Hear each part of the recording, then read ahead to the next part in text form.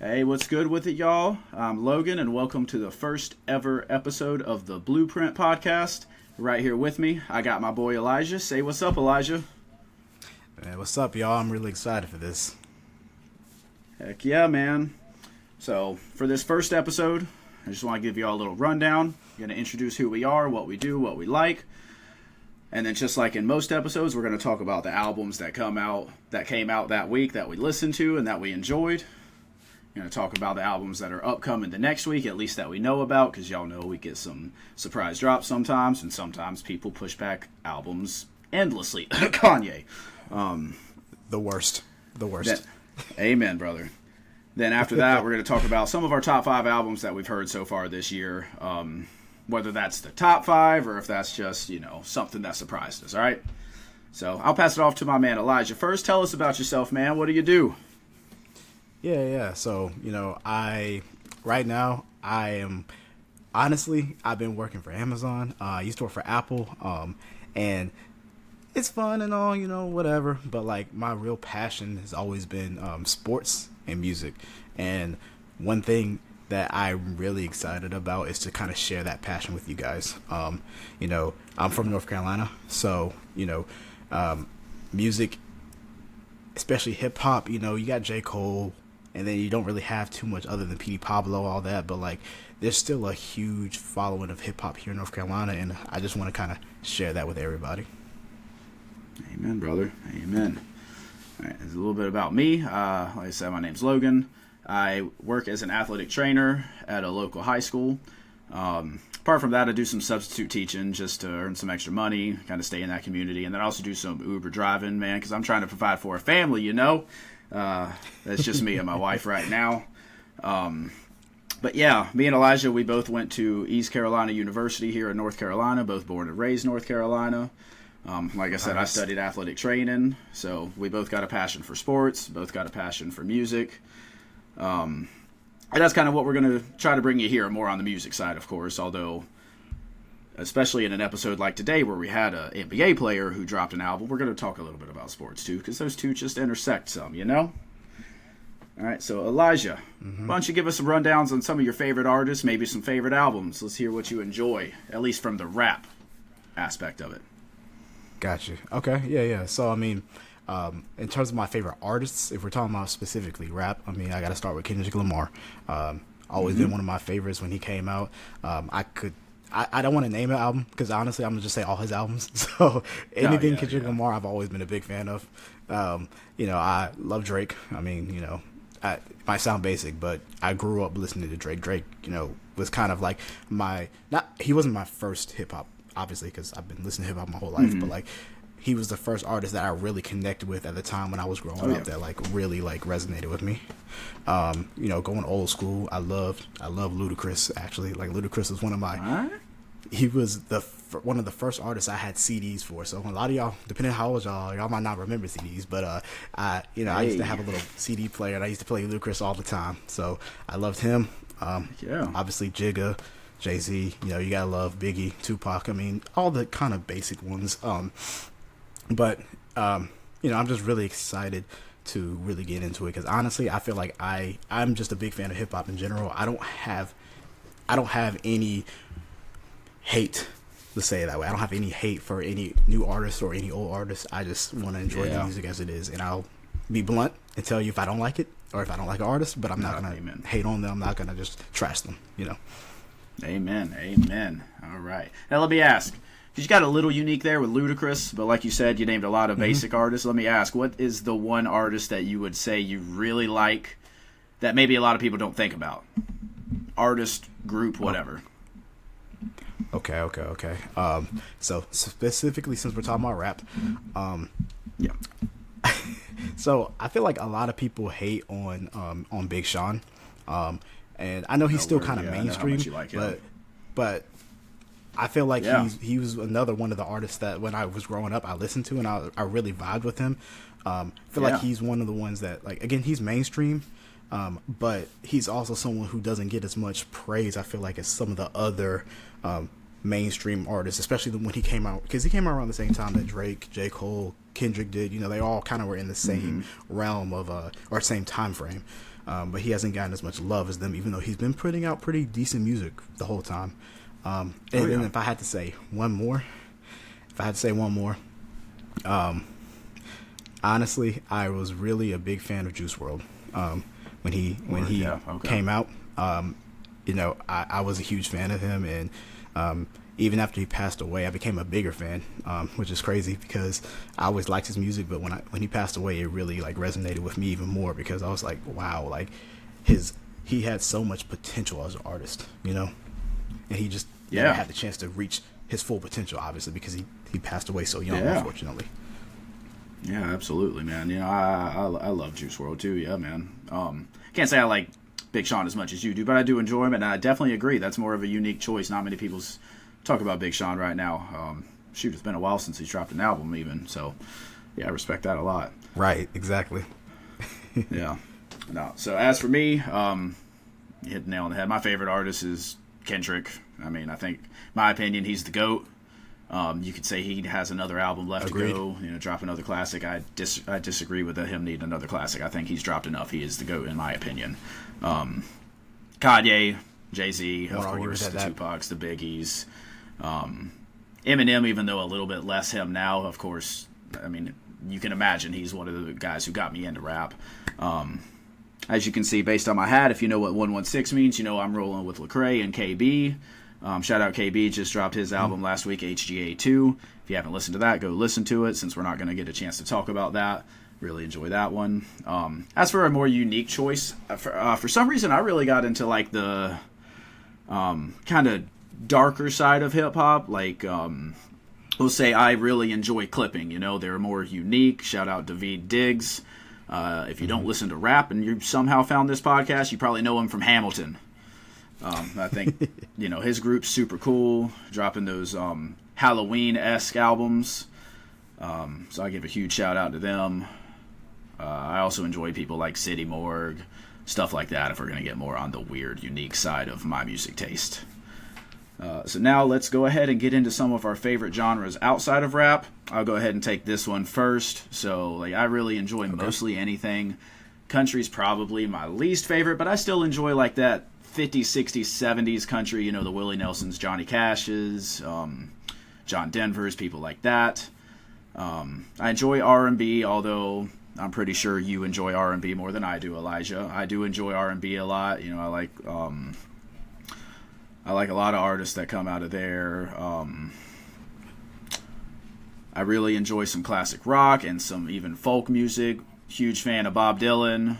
Getting more into the classic rock, David Bowie. Of course, the natural Led Zeppelin, Pink Floyd, people like that.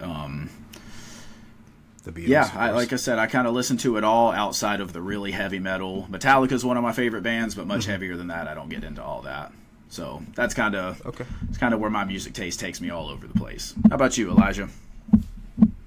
Yeah, I mean, you pretty much started it for me, so I guess we'll start with that. Definitely R&B is probably the second thing I listen to most. Honestly, I might even listen to R&B more than hip hop at this point, because I swear every time I just want to chill and listen to music, it's always R&B. Quick little story about relaxing music. I was talking about the CDs and having my first CD, me and Ludacris, but one of my other CDs was Usher. Usher's Confessions actually was one of my other first CDs that I listened to, so I put that on replay all the time as a little kid. And outside of R&B though, I can definitely say that I definitely love Afro beats. That's something that I've really been getting more into, and I just really love the sound of it. I love the bounciness of the beats, and I just love Afro beats, Caribbean music, really any of that. Latin music. Okay. Honestly, my girlfriend has really been part of the reason why I've been getting more into that. But like, Latin music is definitely great if you guys haven't given it a chance. I haven't really listened to rock as much, but I will definitely. I like classic rock for sure. Like, I like classic rock, and I'm not the biggest into heavy metal, like you said, but I'll listen to classic rock. I just definitely want to listen more into that. Of course, pop. Everybody listens to pop, but I think the only type of music that I really don't like would be. I mean, I'm not a big fan of classical. I feel like it's kind of boring. But also, but also country. Hey, shout out jazz though. Hey, You said classical, but I'm not shout gonna out lie. jazz. But I'm not gonna lie. Country is like, yeah, I can't. I'll listen to some of the older country, and I'm willing to do that. But if y'all expect me to talk about some new country, I'm sorry. That's the tough sell. But yeah, I mean, I feel like just like Logan said, I'm pretty open to listening to most types of music in general. If you really, if you tell me an album's good, I'm gonna give it a listen. I might disagree with you, but I'm gonna listen to it. yeah. Good luck convincing this guy to listen to the new Morgan Wallen album, just so we can make a album list at the end of the year. I can't even convince him to do not. that. No, I'm not going to act like it was a great album anyway, so don't worry about that. All right. All right. not. So good stuff, man. Good stuff. I like it. I like how there's a wide diversity. Of course, like we said, we both really prefer hip-hop. That's why we're making this podcast. This is mostly about hip-hop, but we're not just limiting ourselves to that. We will go into other genres. We even have another genre covered in this week's albums. So 5 of the 6 albums are still hip-hop, but like I said, we're willing to expand. And if y'all ever shout out anything that you want us to listen to, by all means, we'll check it out, whether it's a lesser-known artist or not. All right? I got an album in my top 10. Only one of the songs on that album has over 1,000 plays on Spotify, so I'm willing. Ready and willing. That's right. All right, so like I said, let's go ahead and get into these album reviews. Elijah, you get to take point. Talk about this new Quavo album. All right, so let me just start off by saying, the album's called Rocket Power. It's an 18-song album, about 51 minutes. So, not too long. You can listen to it obviously within an hour. I listened to it. Yeah, that is how time works. That's funny, right?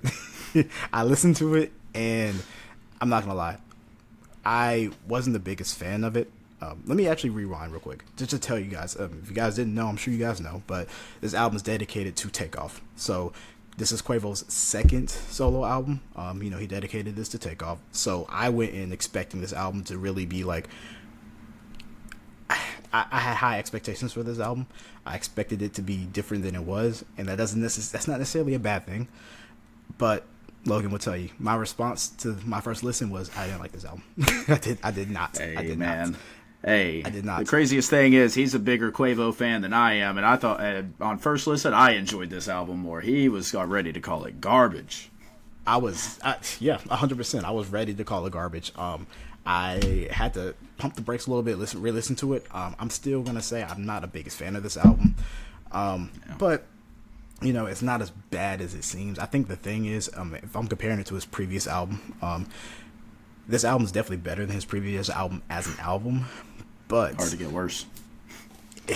I'm not gonna lie, it's weird. His first solo album was not good, but it had songs that I really could just play and just listen to and just be like, you know what, I like this song. This album, it was kind of a slog to get through for me. Yeah. Part of that I feel like, again, I'm not gonna try to trash anybody, but part of that I feel like is I'm not the biggest fan of Quavo as a solo artist himself. I don't think he can carry an album by himself the way that other solo artists have been able to. Yeah. I think that from the beginning, the first song, even the intro, it was, dedicated to Takeoff, it's fueled up, which I do like how, the album's called Rocket Power. The first song's called Fueled Up. You got a couple of songs that kind of roll with that theme. And one thing I do like a lot about the album is he makes it pretty clear that this album, obviously other than just him saying this is an album dedicated to Takeoff, you can tell he really took his time to make sure that Takeoff's influence was in this album. You can really, if you listen to Takeoff's solo album, you get some of those vibes from this album. I really feel like one song that I really feel like really stood out to me as kind of reminding me of Migos in general and Takeoff was, Mama Told Me. Of course, if you listen to Culture, that comes from T-shirt. Mama told me not to sell work, comes from T-shirt. Yep. But this song didn't hit the same to me as T-shirt did. Of course it wasn't the same vibe. But I feel like it was an attempt to be a catchy song, and it didn't really catch, at least not to me. Yeah. Again, we all have our opinions. I'm not going to trash too much. I'm just going to say I did not enjoy this album that much. But there are a few songs on here that I think were pretty good. Turn Your Click Up. Sure, if anybody listens to Quavo or listens to hip hop in general, you've been hearing the song. He's a lead single off this album, so it makes sense that you would have heard it before. And I'll say he made the right choice as that being the lead single. That's actually a good song in my opinion. Yeah. His verse is pretty good in that song. Future, of course, has a great verse in the song. But I'd say another song I like, Focused with Young Thug. Specifically because I feel like this was a version of Young Thug that I've been like kind of missing. We won't get into too much of that, but we know that what's going on with him has impacted his music, his ability to release music, of course. So it's nice to kind of hear like, I don't want to say classic Young Thug, but kind of hear like what made Young Thug, basically.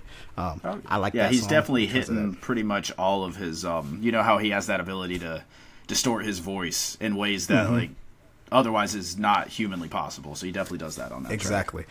Exactly. And that really makes the because the track's called Focused. And it really, I like, one thing I'm a big fan of is when artists use name of the track or the album to actually make the song flow. And I like that Focused was the name, and the distortion is kind of like an opposite, but it's weird. It's like an opposite but coming together type thing. So even though distortion is opposite of being focused, it also kind of like really draws you in more, if that makes sense. I hope that makes sense. Yeah. But I'll also say that Stain featuring Baby Drill. I like that one. That I feel like that Baby Drill feature was pretty interesting. I hadn't heard of Baby Drill before now. I don't know anything about Baby Drill, to be honest. Don't know if he is a new artist. I don't know if he's one of Quavo's artists, but but I don't know. But I will say that was a pretty solid feature from an artist I didn't know anything about. So long story short, I wasn't the biggest fan of this album. I will probably give it another listen, just because I want to actually like my first reaction was just so bad that I gotta give it another listen to make sure I wasn't just having high expectations and it failed to reach that, or if the album actually just is not good. But I just you already know, Logan. My reaction was I know. No. hey, and I'm on the same page as you. I went in with lower expectations than you probably. I'll say it obviously didn't exceed those expectations, but it didn't far come below them. I got a little excited going into it just because of the dedication. The only track that I'll say I enjoyed that you didn't name, and you might not have enjoyed it, that's perfectly fine, is was it Back Where It Began, I think is what it was called. In my opinion, that track had the better Future verse between the two tracks that had him on it. That track also had Takeoff on it, and it was just a bit more of a more sad, slower track compared to a lot more of the trap sounds. Like this one has a Future that sounding more like the Future that was on the tape Save Me, which is one of my favorite, at least out of the shorter Future projects, that's one of my favorites of his. Right. Yeah, other than that, I mean, I thought this was not anything special. For some reason, people are going to compare the three albums, are going to compare this one, Young Thug's album, and Gunna's album. I'll say right now, Gunna's album is easily the best out of those three, and there's no reason to mention this one with that one. I honestly, I don't even think this album should be mentioned in with the Young Thug album, and that's you know what, we're not going to get into that right now, but a later episode will explain. I'll definitely explain that some more. But no, I mean, I'll agree with you. That was a good track too. I didn't name it. I'm glad you named it though, because that was really more of that was one of the better tracks because of it being a sad track, and like, again, with it being an album dedicated to Takeoff, it was nice to have a sad track like that with Takeoff on it, and then have it just, in the middle of the album, kind of essentially. It kind of like, I liked that part. I'll say that. Yeah, I'm with you. All right, so that pretty much covers Takeoff, or Quavo's Rocket Power. Rest in peace, Takeoff. Going from that, we're going to go into Mick Jenkins' album, The Patience. So I'm going to cover this one. Just a little background on this one. It goes 11 tracks, 27 minutes, relatively short, which is something that I've enjoyed from Mick Jenkins. He's been one of my favorite artists since I discovered him. I think that was probably around 2018. It was 2018. I discovered him in 2018. Really enjoyed his album, The Waters, when I got around to that. And he dropped an album in 2018, not 2 months after I discovered him, called Pieces of a Man, kind of shouting out Gil Scott-Heron's album of the same name. That was one of my favorite albums from the year 2018. So I'd say I'm a pretty big fan of his. All of his other work has been good at minimum, although some of it kind of seems like he's trying to be too smart. I feel like since he's dropped that 2018 Pieces of a Man, he's kind of gone into the more shorter projects, kind of trying to have a little bit more fun with it and not be so deep all the time. And that has been something I've enjoyed. Obviously, it doesn't lend itself as much to dropping Album of the Year quality stuff like with Pieces of a Man or The Waters, but he still is able to drop good music just because, again, he's just a good enough artist that he's going to drop something good regardless. Right. So I went in with somewhat high expectations. Again, not Album of the Year high, like, say, on a first listen for Utopia, but high enough that I expect to enjoy it, and I can gladly say I did. For what his sound usually is like, he's more of a relaxing artist, more laid back. Just wants you to enjoy your listen, relax while listening to it, and biggest thing of all, if you've ever listened to Mick Jenkins, he wants you to drink more water. Okay? That is his biggest message. Drink water, guys. Don't forget that. But nah, on this album, he actually comes in a lot more aggressive. Yeah, right. On this album, he comes in a lot more aggressive than normal to kick it off. That's not something he's never done before. He's done that on bits and pieces of most, if not all, of his projects. But it definitely felt more like a focus on this one to come in more aggressive. Let's see. So the tracks I want to specifically mention, like I said, on the intro, he comes in aggressive, but nothing of note otherwise from that one. From the track Show and Tell, again, we're getting a more aggressive Mick. This time he's going for more of an abrasive sound, kind of like Get in Your Face type sound, which that contrasts perfectly, I think, with the aggressive yet smooth sounds of Freddie Gibbs, who lends a great verse, as you would expect, on this track. I thought that the choice to go with your more aggressive side on Mick's part to pair with Freddie Gibbs, genius choice. Directly following that track up, I really enjoyed Sitting Ducks. Again, a more aggressive Mick that pairs well with Benny the Butcher, who again has more of that aggressive yet smooth sound, where it doesn't sound like he's straining to make that aggressive sound. He's just, he's Benny the Butcher, you know? We all know what to expect from him, similar to Freddie Gibbs. He's going to come with those hardcore Coke-type bars. He's going to sound good while doing it, and he's going to drop some of the best bars of the year. He never fails on a feature, in my opinion. Right after that track, we go into Smoke Break Dance, and of course this is a more natural-sounding Mick, where he's coming in more calm. Imagine that. It's on the song called Smoke Break. So yeah, this one works very well, especially considering he gets a Jid feature who comes in with his calm singing flow. You know, you've heard him do that a million times. And that's the thing I love about Jid. He has that aggressive flow. He also has that singing flow, kind of like what you hear on his stuff with Earth Gang on their joint project together. Yeah, overall, I really enjoyed that track. I thought it was great. I thought it was great placement in the album, following the more aggressive start. And I think that so far in this album, you know, he's had Freddie Gibbs, Benny the Butcher, Jid. Great choices for features, back to back to back. Apart from that, the other main track that I really enjoyed was Roy G. Biv, which is obviously a play on the Colors of the Rainbow. Super unique thing for Mick that, you know, you just see a title track like that and you think, oh, this works perfectly for an artist like him, an artist like Wale, those type of people who do the weird stuff that are calm, and it's going to be a little bit deeper, maybe not extremely deep, but that's kind of exactly what you get from this. A song where he's kind of saying some semi-profound statements. He's incorporating the colors that are included in it. And it even has probably my favorite bar on this album, which I'll read right here. We just trying to kick it. Channel Orange, got enough vibes. Can I be frank? F the Silver and Blonde, which of course, Channel Orange, an album by Frank Ocean. He says, "Can I be Frank?" And then he says, F the Silver and Blonde, an album again by Frank Ocean. I thought that was a pretty cool bar there. But yeah, going back to the overall album, I thought it was a good album with no major flaws, but it also doesn't do quite enough to stand amongst like the top tier albums that have come out this year. Overall, if you go into it knowing who Mick Jenkins is, you're going to get what you expect, not much less than that. But you're also not going to get a whole lot more than that. Mm-hmm. Not a disappointment by any means. Solid album. Really enjoyed it. Just, again, not enough to put it to that next level, but I'm not sure that that's what he was going for either. Like I said, with these shorter albums, he just seems to be having fun and enjoying making music at this point, and I'm happy about that. So that's all I got for that one. What you got, Elijah?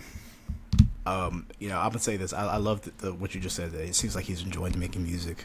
That's always one of my biggest things when I'm listening to an artist is when I'm listening to an album, and I can tell that they're just enjoying making this music, enjoying making the album. Mm-hmm. That's something that's big for me. And I'll say this. I'll be frank with you guys. Not to say the pun, but this is the first time I've actually listened to a Mick Jenkins album, and so I'm not going to be too profound on this because I don't know much of his, past like Logan does. But I will say from what I heard from this album, number one, I'm going to listen to this album again. But number two, I'm going to go back and I'm actually going to listen to his older stuff so I can kind of see like where he came from, how he got to where he got. Because I listened to this album and Logan kind of hit everything on the head, so I can't really add too much because he pretty much did his job. But I will say that I love Freddie Gibbs, Benny Butcher, Jid. I also like Vic Mensa. I don't know if you I forgot to mention him. Yeah. But I loved the features he did, and what I really loved was I'm big on when an artist has features and they flow well together. Sometimes, especially mainstream artists, they just throw big names on there, DJ Khaled, and there's no rhyme or reason behind it sometimes. Yeah. But I really it's just like on every trap album too, where you're gonna get that normal. You're gonna get a Moneybagg Yo feature. You're gonna get a Future feature. You might get a Uzi or a Travis feature if you got enough money. But exactly, it doesn't stack up too much. Yeah. It's very disjointed sometimes. It just doesn't. Even if the song sounds good, it doesn't flow with the album. But I'll say this album, the features were great with the vibe, with the album, and just him choosing who he chose meant a lot to me because, like I said, it's my first time listening to him, and I was like, okay, he chose these artists for a reason because not only do they sound good with him, but they fit the vibe. So, like I said, Logan pretty much said everything that I could have said. But I will leave it with this. Or actually, I'm going to ask you a question, Logan. Compared to his other projects, do you think that he has shown growth as an artist? So I think he's grown in the sense that, again, he knows what he wants to do and have fun with it. In terms of, a lot of people equate growth to making better music. No, I think his first project is his best project still. Like I said, The Waters, that is still his best project. And then I personally really enjoy Pieces of a Man. So in terms of that, has he grown? No, but I do think that he knows what he wants to do with his music. And being that it's still good, I have no complaints. And, I just want to make this clear here, just because I'm sure this is something we're going to talk about a lot.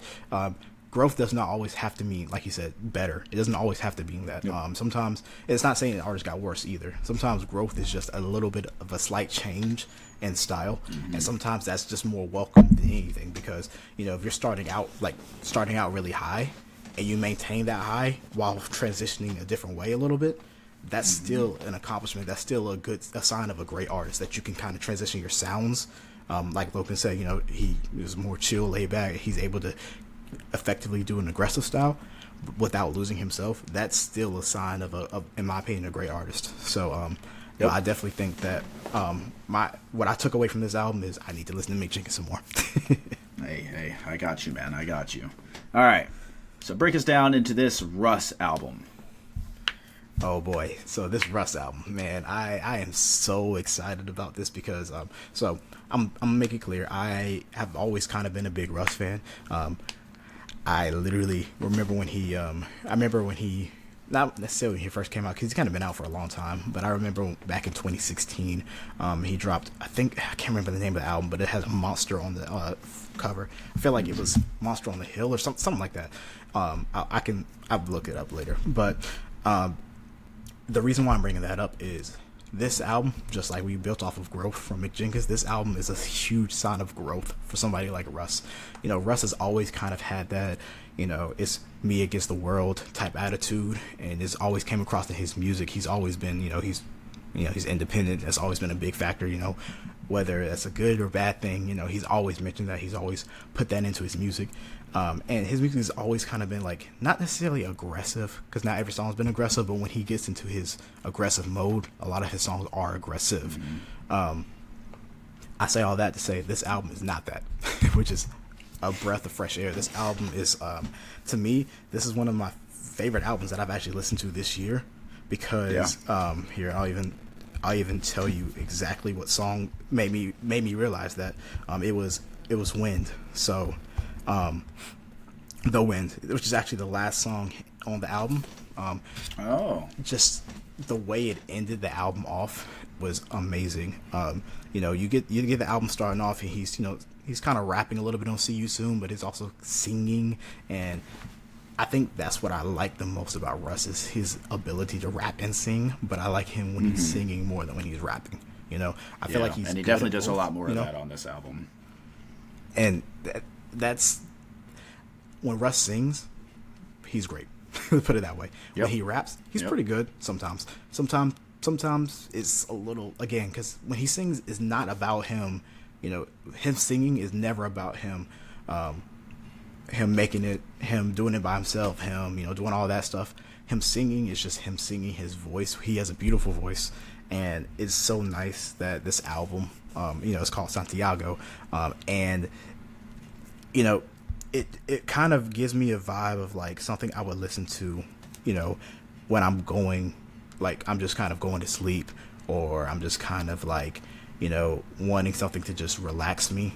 And it kind of, I don't know, it gives me a type of like, I don't want to say Latin American vibes, because the album itself isn't like really Latin American vibes. The reason why I say that is because, Santiago, it just reminds me of like what I imagine that city being, just kind of cool, breezy, just fun, and but fun in a chill way, and then I think another song I really liked was, first off, the features were great. I didn't recognize any of them except for Rex Life Raj, which was cool. I actually like when there's brand new people that I didn't know, and I actually love their features, and all the features of this album were great. Oasis was a great song, of course. That was the number one song I added to my playlist, man. I'm right there with you. There you go. See, I knew, that was just a really great song. And Bibi Borelli, I think I'm saying that not. Is that right? Borelli? Sure. She she was amazing. I loved her voice. I loved how it flowed with Russ's. I loved how he produces it. And if you guys didn't know, Russ, he makes his music, he sings, he produces his music, he does it all. So I really liked how he curated that song, and I liked how he curated this album, because it was really a nice just flowing album, and everything was just great. And like I said, this is such a great album to me because it's a huge transition from previous Russ. It's like I said, less aggressive, less talking about that. It's more just like that. And he himself even said that this album is meant to be a new, the way he phrased it was like a new sound, like a new Russ basically. And I think he accomplished that very well with this album. I don't know how you feel about it. I feel like you feel the same way I feel. But yeah, man, I enjoyed this album a lot. Yeah, no, I really enjoyed these types of albums where it's more introspective. And I also loved how like the first half of it is doubting yourself, and then you hit that flip on. Hold on, what was the track? It was the track Enough, where he literally ends that track saying, "I realized I am enough," and then the rest of the album goes into that more uplifting type music. That's where you get tracks like Oasis, which, like I said, I added to my more relaxing playlist. And you just get more of that self-affirmation. I really enjoy stuff like that hits on the emotions, man.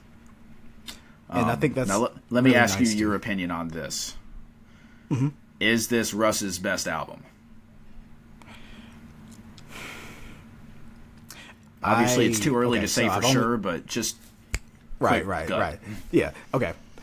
Honestly, it's up there. I don't know if it's his best, but it's definitely his top 3, and it's not 3. Put it that way. Yeah. Hey, I'm with you. I haven't listened to as much Russ as you, but I of what I've heard, I think this is his best, most complete album. Put it that way. If that makes sense. Like when I listen to the whole thing, I enjoy it from front to back, end to end. And what Logan said when it comes to like the first half being self-doubt in a way, and then the second half being like don't just self-affirmation, I guess, is like you said. Just don't let it get you too down. Live your life, enjoy your life. I really like that because again, it's so different from his other albums, his other sounds, but also it's still kind of at the same time classic Russ, if that makes sense. So yeah, to answer your question, I mean, it's too early to say for sure, but I mean, absolutely, if I was ranking it, I probably would put this at number 2 right now, and it's probably going to end up being number 1 after I listen to it another couple times, because this album, I like that. This album has gotten added to my rotation. Like, this is going to be an album I'm going to go back to and listen to probably a lot because of just the vibes, Yeah. All right, yeah, I really enjoy it too. All right, so going on to these next albums. All right, these next 3 reviews, we're probably going to cut them a little bit shorter just because there's not as much to say about them. Smaller artists, different genres. This next album is, of course, in a different genre. Of course, which I'm talking about, Jon Batiste with his album World Music Radio. Clocking in 21 tracks. A couple of those are skits. If you can't tell by the name of the album, it is World Music Radio. It follows that kind of radio channel aesthetic to it. So 21 tracks, 65 minutes. A little bit about Jon Batiste, for those of you that don't know, because he's honestly someone that wasn't on my radar. I probably wouldn't have listened to this album had I not listened to the Lana Del Rey album that came out earlier this year, in which he was featured on. I recognized his name for some odd reason, but I didn't think anything about it until I saw that he was dropping an album. He is a singer, songwriter, jazz composer, and probably most famous for, based on my research anyways, winning the Academy Award for Pixar's score for the movie Soul, which I really enjoy that. Yeah, I saw that face. Yeah, he, like I said, jazz composer. Yeah,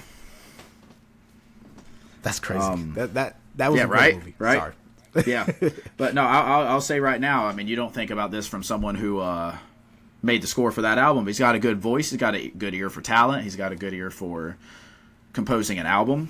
I really enjoyed this album. I would even say, and I'm kind of jumping ahead here, but I would say this is one of my favorite albums of the year. I've listened to it 3 times, and each time I've kind of ranked it differently. The first time, top 10. The second time. So the first time I listened to it kind of going on a walk with my headphones, made it top 10. The second time I listened to it while I was delivering food for Uber in my car, top 5. The third time I kind of came back to earth and I realized there were some flaws that kind of brought it back down, but still top 20 on the year as of now. Room to rise or fall, I doubt it falls anymore, but here's what I enjoyed about it, okay? So 1, the goal of the album, again, you can tell by the name, it's to kind of make music for the community and bring unity within that community being the entire world. So there's something here for everybody. That is one thing I really enjoy. Again, it's kind of like a radio station, and so you get aspects of his jazz production. You get aspects of some hip-hop and R&B. You even get a little bit of a country sound on some of the tracks that use more live instrumentation. Not as much on the country side, but like I said, you can hear a little bit of in the picking there. You can hear that coming out a little bit, and I really enjoy that. As for, I'm going to just mainly talk about some of the features here. He has some really big names on there, although I'll say most of them don't stand out. But I think that works as a positive in the sense of this album. I think that works in the sense that all of the features lend themselves to the entire experience of the album rather than just being big name, big verse. Now, where I contradict myself there is Lil Wayne has a feature that perfectly lends itself into the album. It also stands out because it's Lil Wayne. He lends himself a very good verse on his track. The other feature that I really think stands out is the final track Lana Del Rey is featured on, and I think she stands out a lot. She also is one of the best artists in the game right now. I love her music. Although, again, she's another artist that I just recently got into with her most previous album, and I'm kind of going back through now. But that track at the very end of the album does a great job of capping off the entire experience, kind of slowing it down some, where a lot of it was more dance, uplifting, enjoyment. That one, a lot more slow. I almost kind of want to use the word introspective, even though I probably use that word too much. It kind of hits all those boxes. As for the other features, you got Jid, you got Kenny G, you got John Bellion, and a couple others of lesser known artists as well. When it comes to my favorite songs, Radiance, second track, first actual song, because the first track is kind of a interlude there, introducing you to the radio station. So Radiance, being the second track, is probably my favorite song. It has immaculate vibes, a great intro song to the album. Directly following that, Be Who You Are. Again, a lot of those summer vibes, easy listening on that track. Uneasy, I've already talked about, featuring Lil Wayne. Again, great vibes, and then a Lil Wayne feature on top of that. And then again, Life Lesson, darker sounding track featuring Lana Del Rey to cap off the album. Now, whenever I want to get into my complaints about this album, the first half is definitely, in my opinion, stronger than the second half. The second half kind of starts to feel like it's dragging on. It is over an hour long. It doesn't feel like it's over an hour long, but that second half, you definitely start to feel like, okay, it's not as strong. You end on a great note, but the first half with tracks like Radiance and Be Who You Are starting off the album experience, you started off really high. I feel like my other complaint is that, again, he's going with this radio station aesthetic to it. That's really cool. Other albums have done it and have done it better, namely Dawn FM by The Weeknd. It's nothing, like, it's cool, but it's not unique anymore. So it's not enough on its own to make this album stand out. But overall, this is a really good listening experience. I think if you listen to it, even if you don't like the whole thing, you will find 1 to 5 tracks that you're going to take with you on your playlists. Yeah. Like I said, it's one of my favorite albums of the year. I just want to say, I gave it a listen. Wasn't really sure. I'm really, really glad you told me about Soul, because now that changes my whole opinion of this whole thing. Now I got to re-listen to it and really, really, really listen to it. But I would say this, to keep it short and sweet. I love Lil Wayne, so when I saw Lil Wayne feature on the album, I'm not gonna lie, I immediately went to that song. Because, I don't blame you. I mean, it's Lil Wayne. And I just want to say this, my favorite line from that song is, I've been about it bad because all I wanted to be was a G. You know, it's just classic Lil Wayne, and I just loved that. And I really love that he gave that man type loves of spelling. energy. Right. but I love that he gave this energy to this album, because this is an artist who obviously he's not a no name. I mean, he has a award, but he's definitely not a huge artist. He's still up and coming. Yeah, right. He's not a huge artist, and I love when artists like Lil Wayne give these artists the best of them, the best they can do. And I really feel like this whole album was okay.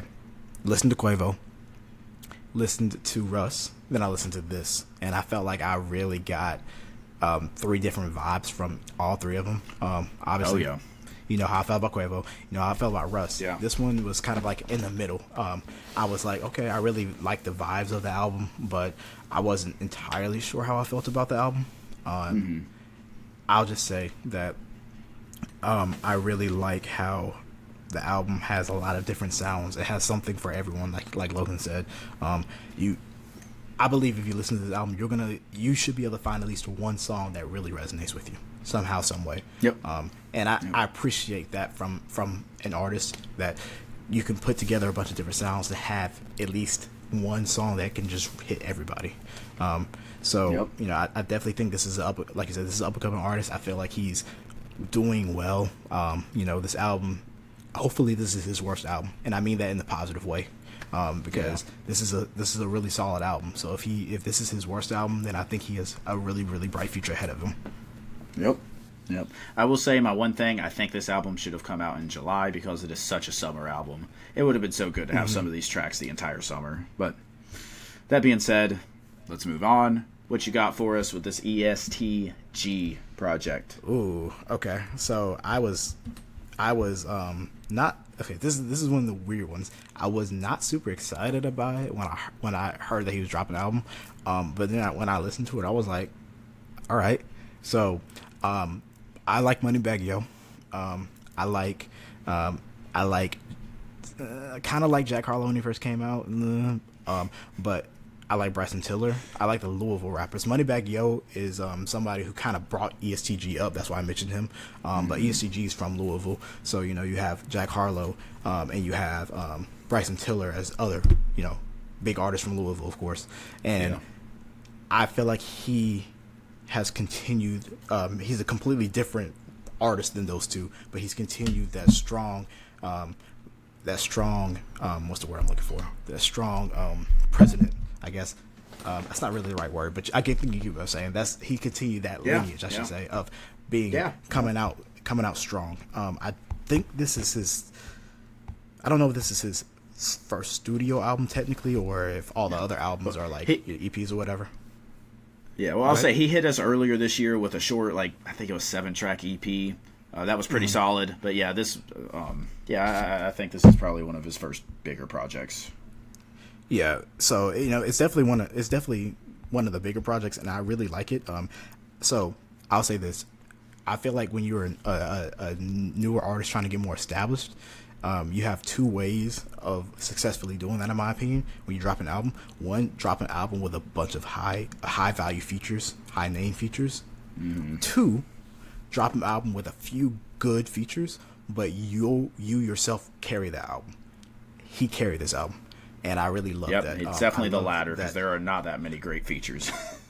No, he carried this album, and I really like that because he's a very easy listen, and it's weird to say that because he's, you know, not necessarily a trap artist, but, you know, trap vibes, but he's a very easy listen, and you know, I really enjoy this album from start to finish. My favorite, ironically, you're right, there weren't that many good features, but I like the song "It Is" with Rilo Rodriguez. That was probably one of my favorite songs off the album. Him and Rilo are, I think I don't know if they're like on the same label or really tight or whatever, but they've been pretty good together. Rilo just had the album drop last month. Pretty decent album. But I really liked that. That was a really great song. I liked the song right before it, "A Moment with Gotti," actually. If you didn't know Yo Gotti, he, again, another rapper from, I think, Tennessee, if I'm correct. But anyway, I really liked how on the song with somebody like Yo Gotti, who's been around for a while, EST held his own. You know, he not only held his own, but, you know, he, like I said, he carried this album. If I had to say one thing, and this is not a negative in any sense because, of course, this is a newer artist, I would say maybe make the album a little bit shorter. It's 54 minutes, so that's not too bad, but 20 songs is a lot. And I think 20 songs, when you're carrying most of it, can get a little not bland, but a little overdrawn. Unless you're especially when you're making this type of music. Exactly. Like a J. Cole or a Kendrick can carry that, but exactly. They make the because kind of music you know you're gonna get to that. Exactly. You know you're gonna get different vibes. And again, I'm not knocking him because I think he's an up and coming artist, and I really like this album. But I think one of the weaknesses of this album is that because he's the type of artist he is, right now he kind of only has one sound, which is okay. You know, that's something he can develop later, and I feel like this album is more of a launching point, in my opinion. I think that from this album he'll be able to launch up and go into hopefully a little bit different. You know, because he has his little moments. I'll say that. Absolutely. And of course, you know, he has the support. I mean, he has Little Baby features. He's been featured on Moneybagg Yo songs. So I'd say if you want to listen to an enjoyable trap album, this is definitely one of those. It's something that's going to be in my rotation for at least a little bit. I'm going to listen to it a couple more times. And if you want to get on the first wave, or on the front wave of an up and coming artist that could be the next one to start getting big. Exactly. And you know, I definitely would say, year to year, if I'm not going to take credit, obviously, for discovering him because I didn't discover him, but I will take credit for saying that if this album launches him, I told y'all. I told y'all. He told y'all.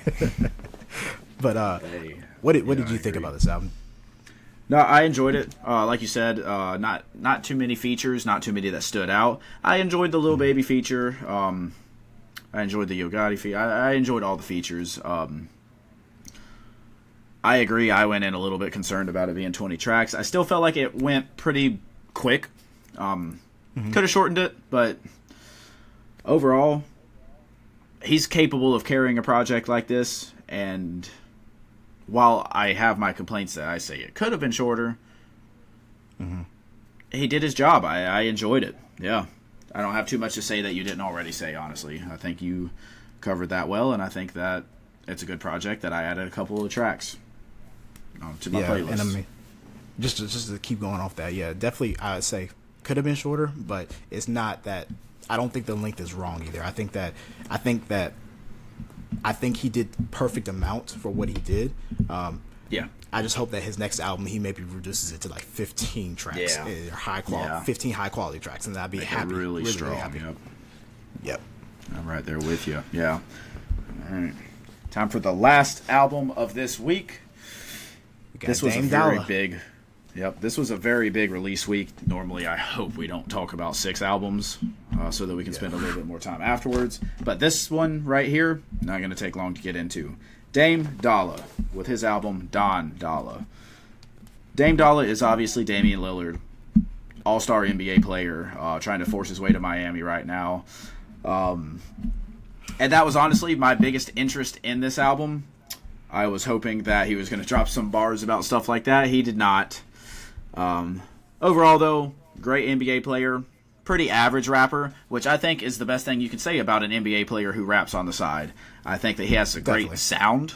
Nothing unique, but I think he does have a good sound. He has a good flow. He's a decent enough writer that nothing really stands out as like being a trash bar. I think he takes his art generally seriously. Obviously, it's a side hustle, but still.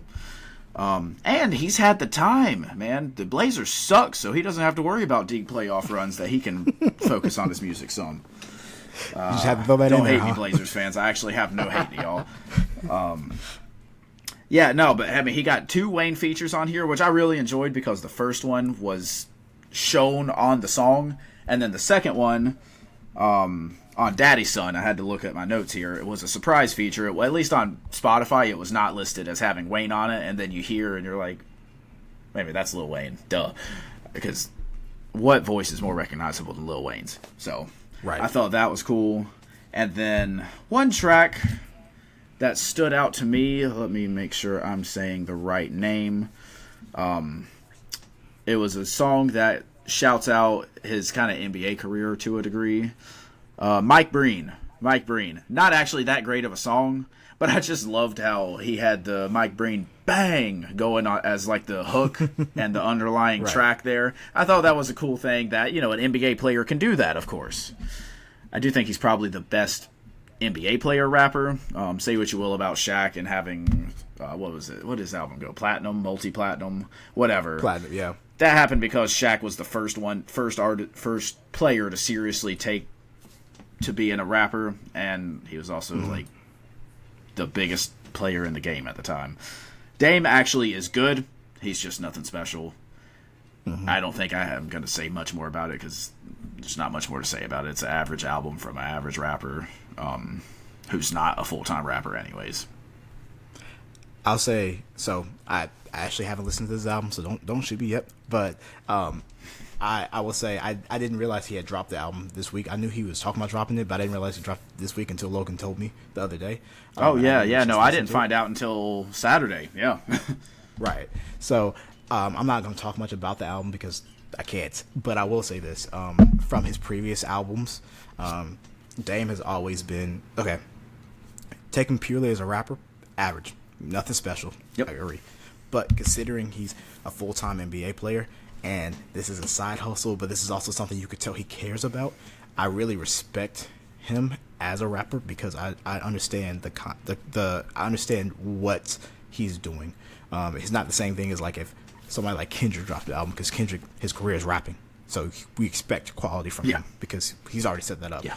Dame, I'm not gonna say I don't expect quality. I do expect quality from him actually, but I really enjoy a lot of his music, and I'm hoping that this is one of those albums where I'll probably find a couple songs off that I might add on. You know, I see a couple features I like, so I don't know if anybody knows about SY Ari the Kid. Love her, love that. I also like good feature on there. I can never say good feature on there. I can never say his name right, but Tobe. Oh, Toby Nwigwe. Yes. Nwigwe. There you go. Thank you. Yes, I love him. I forgot to mention him. Yeah, he too. had a solid feature. Nothing like the Wayne standouts, but yeah, I love Toby, man. Yes. And I mean, you know, I just want to point out that, you know, Dame he has the respect of the industry for real, because he's been able to get major features on all his albums, and you know, it's not just some money. You know, it's definitely about money too, but you know, I think it's also a respect thing, because I feel like somebody like Lil Wayne doesn't care. I mean, I'm sure obviously he gets paid for it, so he don't need the money, I'm sure. But he doesn't, you know, the money's probably not a factor. I think the fact that Lil Wayne's willing to, you know, song with him, the fact that Snoop Dogg was willing to make a song with Dame, that shows a lot of respect that Dame has in the industry. And, you know, he may be an average rapper if we compare him to other rappers, but, you know, considering what his main job is, I actually enjoy him as an artist. So I'm really excited for this album.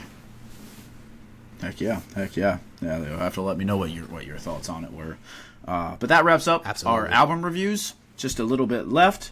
Elijah, if you want to kick off, give me 5 albums that you really enjoyed this year.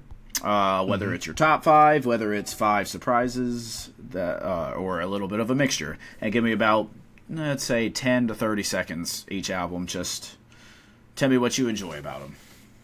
Gotcha. Okay, so I'm going to start with Gunna's album, A Gift and a Curse. I really enjoy this album specifically because this showed that Gunna can carry an album by himself.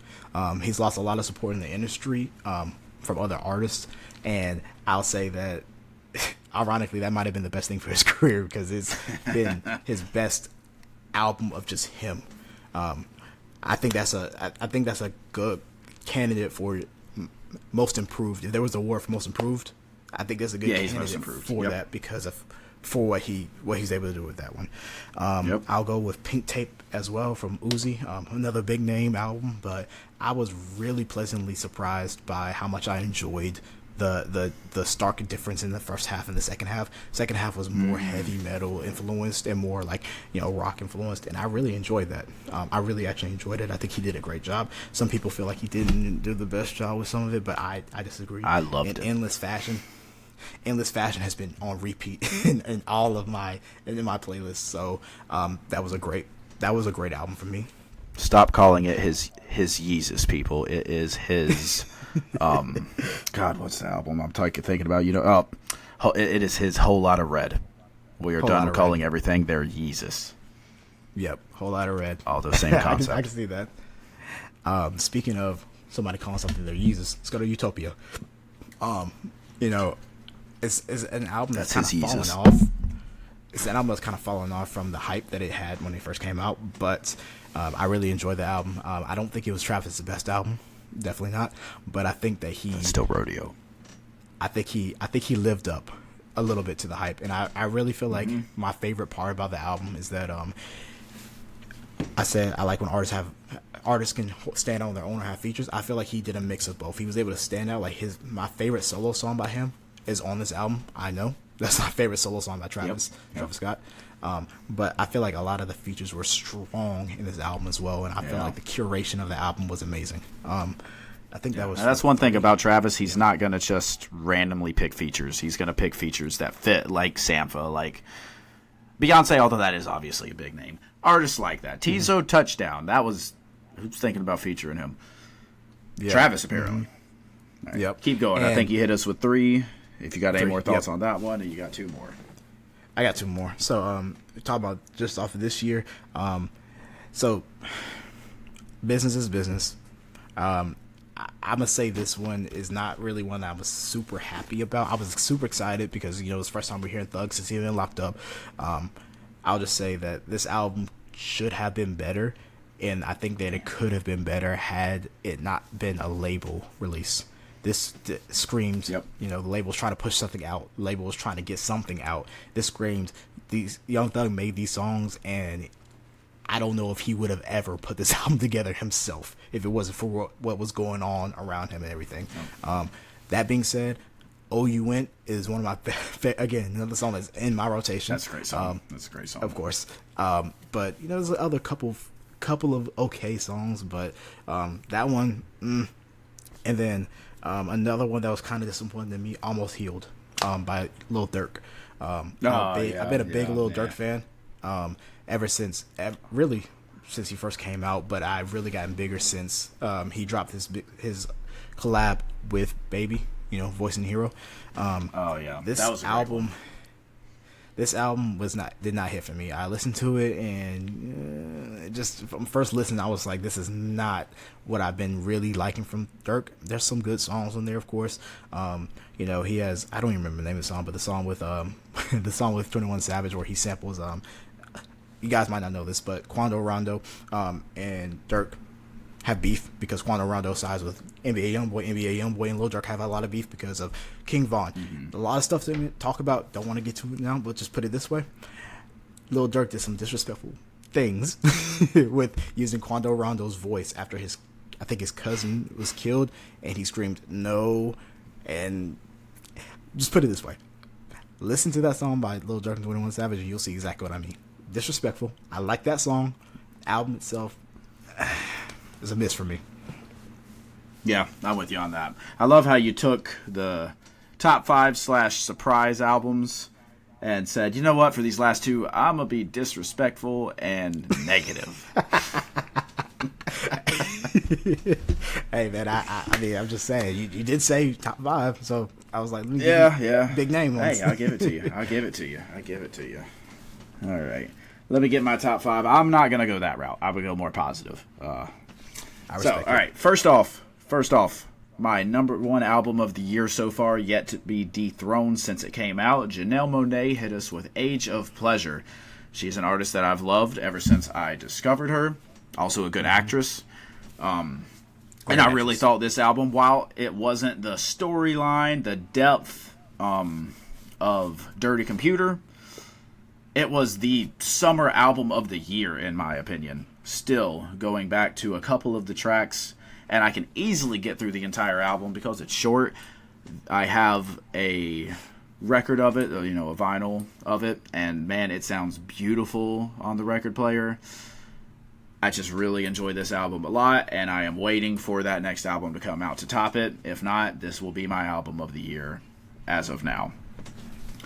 Okay. Apart from that, other albums that I enjoyed: Beanies and Snapbacks by Beanies and Snapbacks. This is a one-time new rap duo.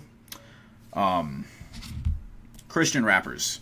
They came together to create this group, and I'm usually not going to rank Christian rappers too high outside of Lecrae or KB because they're just generally doing things that the rest of that artistry doesn't do. But these two came together, young artists, again, only having one song with over 1,000 plays on their Spotify, came together and made what I think is a really unique album in the Christian rap scene.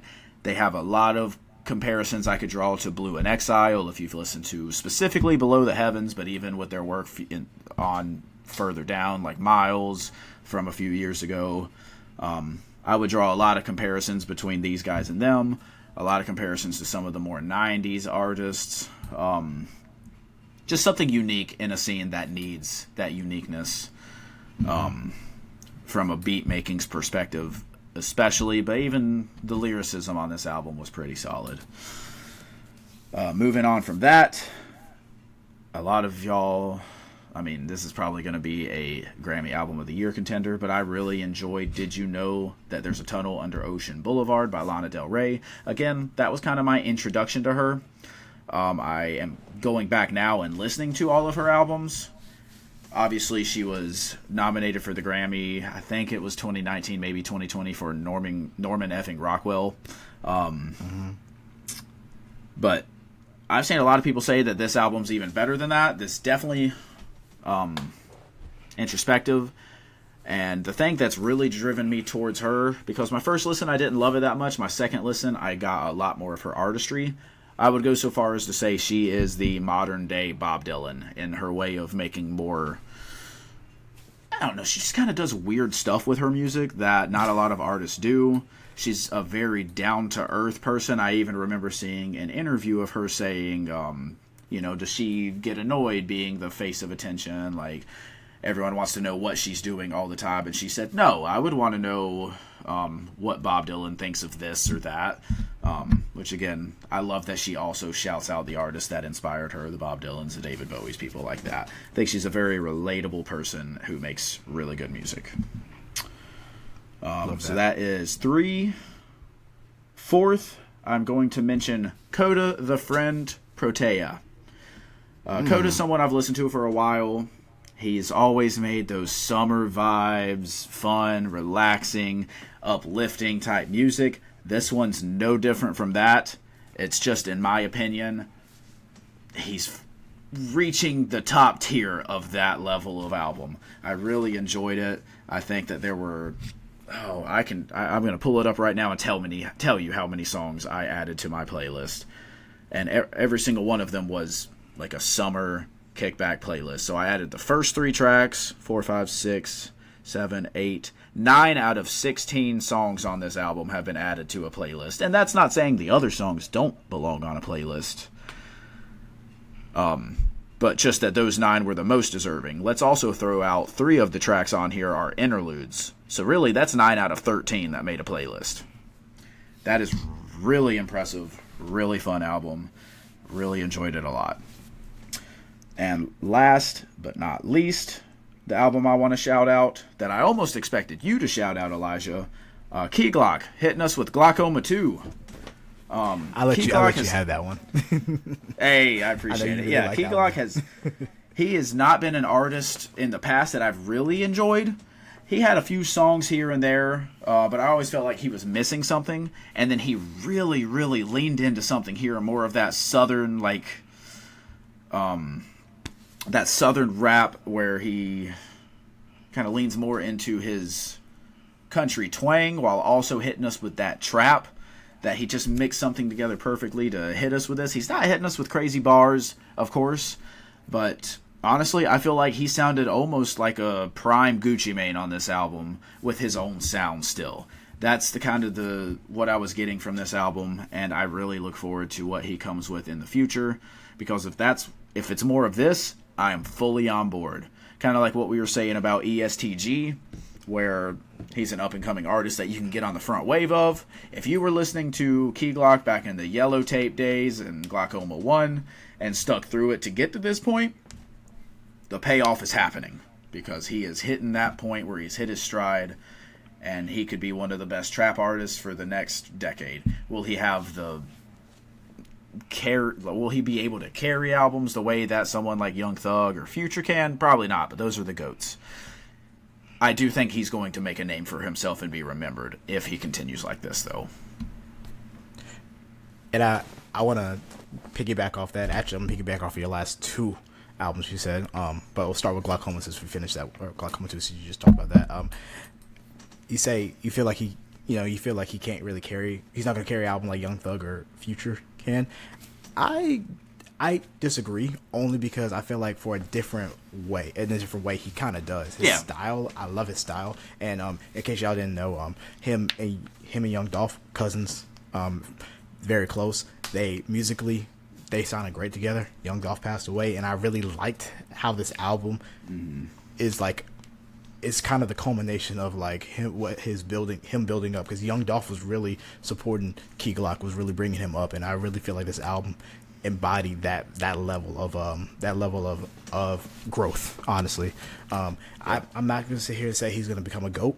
I don't know. Nobody knows that. Maybe he will become a GOAT trap artist. You never know. Yeah. But I do think that he's well on his way of establishing himself as a really solid trap artist. And, I mean, you know, his numbers show it. He's doing really well number-wise. And I feel like the quality of the music backs up the numbers. It's not a case of just making numbers because he's a big name. No, the quality is matching up with that. And you really know it's quality whenever it came out. And then 2 months later, it blows up, and then it stays big. Because it wasn't huge when it first came out. It took time, and then people came back and were like, wait a minute. That was it. This is it. And then going on to Coda, I'll say this. I haven't really listened to his music in a while. But he is the perfect embodiment of a summer artist. Like, his music is just feel good vibes. Every time I think about Coda the Friend, I imagine I'm on a beach, on a beach, just chilling, vibing, doing what you would do at a beach, you know, having fun, just playing music. I imagine him being played on the speaker at the beach. And I just really like the fact that he is leaned hard into that, and he's gotten even better as time has gone on. Yeah, he's found his niche. Yep. And that's one thing you'll learn about me in general. I love when artists show growth. Growth is not always linear, but I love when artists show growth. And even if it's growth in the same field, they keep going and going and going and growing. So that's something I really like about these last two albums especially, is that both of them have shown growth in different ways, obviously, in their different ways of rapping. Yeah. So that being said, this has been the first ever episode of the Blueprint Podcast. If you've stuck around, I appreciate y'all listening to this whole thing. You got a little taste for who we are. You got a little taste for what the albums came out this past week. What we thought about them. Future episodes may not be this long because we won't have 6 albums to talk about. Some weeks we may not have any albums to talk about, in which we'll hit y'all with something special, a little topical podcast, if you will. But overall, I hope you enjoyed. Make sure if you're listening on Spotify or Apple Music, download the episode, rate it 5 stars. Make sure if you're listening to YouTube, like, comment, share. Make sure to follow us on social media. You should be able to find us pretty easily. We will tag all of those in the YouTube description, as well as Spotify, Apple Music description. And follow along there so you can get in on some polls, some different posts. Elijah, why don't you tell them all goodbye and see them next time. Yeah, I'm really glad that we got to do this for you guys. It's been something we've been talking about for a while. I'm excited that we're here. I'm really excited to continue to do this and give you guys some high quality content. And just keep in mind, as we keep going, you guys give us suggestions on ideas you want to hear. We'll love to do that for you guys, especially when we don't have weeks where we could talk about albums.